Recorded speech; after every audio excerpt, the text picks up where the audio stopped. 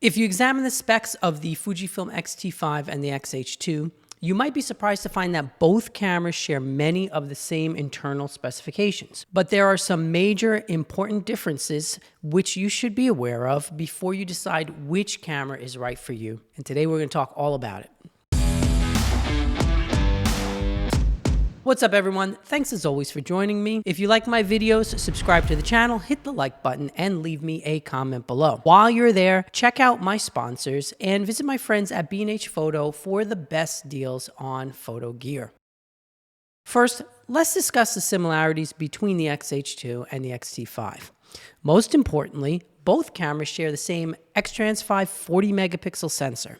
So this means that the image quality will be exactly the same on both of these cameras, and this is probably the most important thing that you're going to want to know. They also share the same advanced autofocus system, and having used both of these cameras extensively, I can tell you that the autofocus speed and accuracy is excellent in both cameras. The X-H2 and the X-T5 also share the same built-in image stabilization, the same continuous shooting speeds and frames per second, and the same ISO and shutter speed ranges. So you might be thinking at this point that the differences between the two cameras are largely cosmetic, but there are actually many important distinctions that we're going to discuss right now.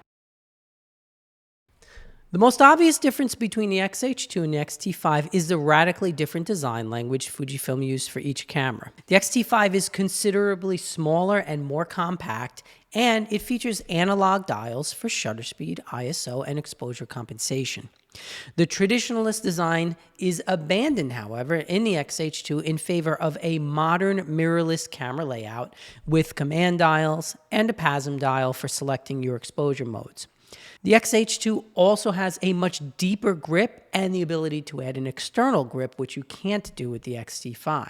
Now, the design of the X-H2 is meant to appeal broadly to professionals as well as videographers or users coming from a system like, say, Sony or Canon who are accustomed to buttons and dials and don't want to deal with the analog dials. Another major distinction between the camera bodies is the rear LCD screen. The X-H2 has a fully articulating screen, and the X-T5 has a three-way tilting screen.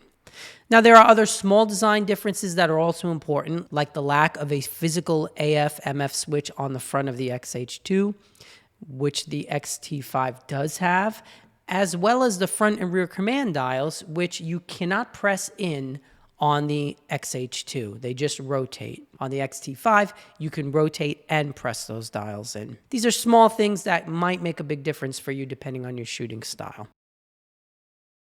The EVF in the X-H2 is 5.76 million dots, and in the X-T5 is 3.69 million dots. What this means is that there is a noticeable difference in the user experience when using the EVF on the X-H2 over the X-T5. The image is going to be clearer, smoother, and it has a slightly less jumpy effect when you're panning. This might seem like a small detail, but if you shoot primarily using the viewfinder instead of the larger LCD screen, the X-H2 definitely has a clear advantage over the X-T5 here. Now, concerning the LCD screens, however, Fuji took the opposite approach. The X-T5 has a higher resolution LCD screen than the X-H2. But I can tell you that when shooting with both of these cameras, I really didn't notice a significant difference in using the LCD screen regarding resolution. The X-H2 has a buffer that dwarfs the X-T5. Now, the buffer is the internal processing power that saves images in real time. So if you're shooting sports or nature, for instance, and you want to take a burst of 20, 30, 50 images or more, the X-H2 can handle this immense amount of data without freezing up, and it can do it while shooting at 20 frames per second. You can shoot 1,000 JPEGs, 1,000 compressed RAW, or 200 uncompressed RAW files. Now compare this to the X-T5, which can shoot at 20 frames per second as well, but it can only save up to 168 JPEGs, 72 compressed RAW files, and 37 uncompressed RAW files. So you could see that for sports or action shooters, the X-H2 is really a clear choice. Now this is also due to the storage media of the cameras. The X-T5 uses dual SD cards, but the X-H2 has a CF Express card slot as well as an SD card slot. And the CF Express card allows much faster writing speeds than an SD card, although you should be aware that the cards are a bit more expensive to purchase. Another major distinction between these two cameras is the video functionality of each one.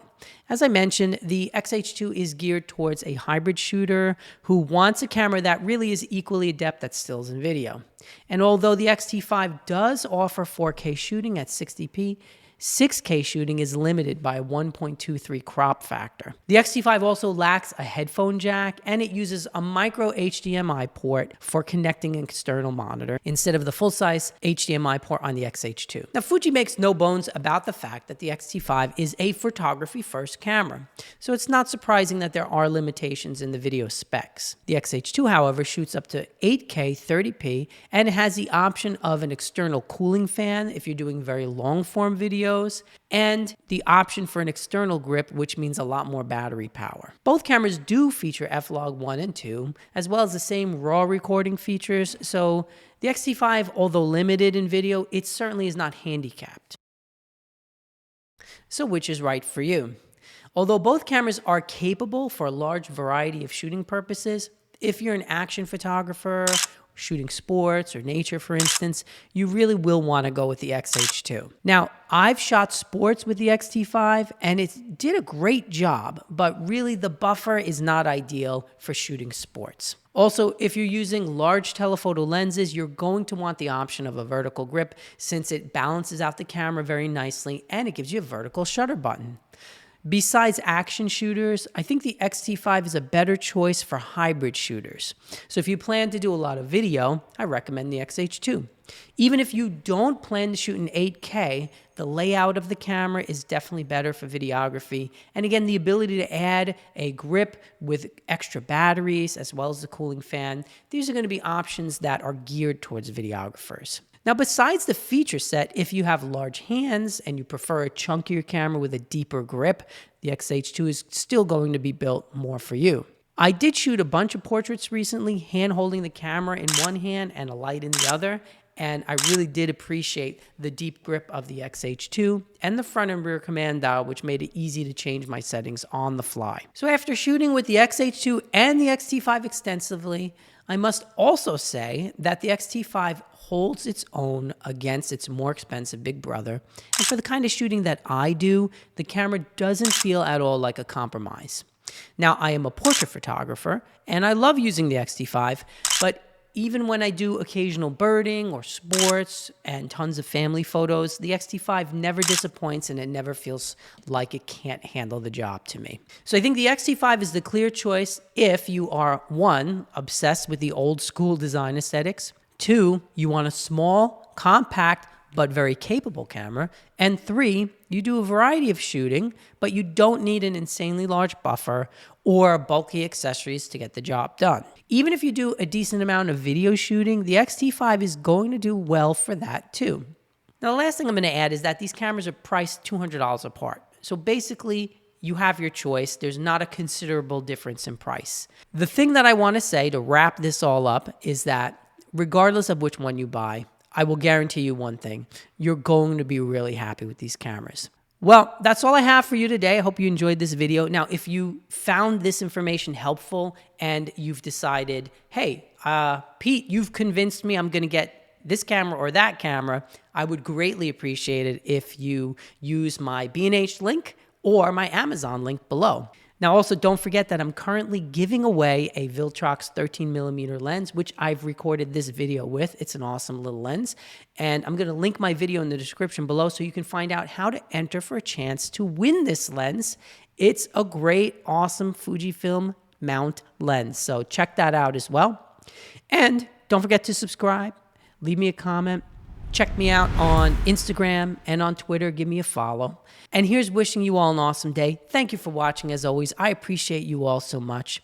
Go out and take some awesome pictures, my friends, and I will see you in the next one. Peace.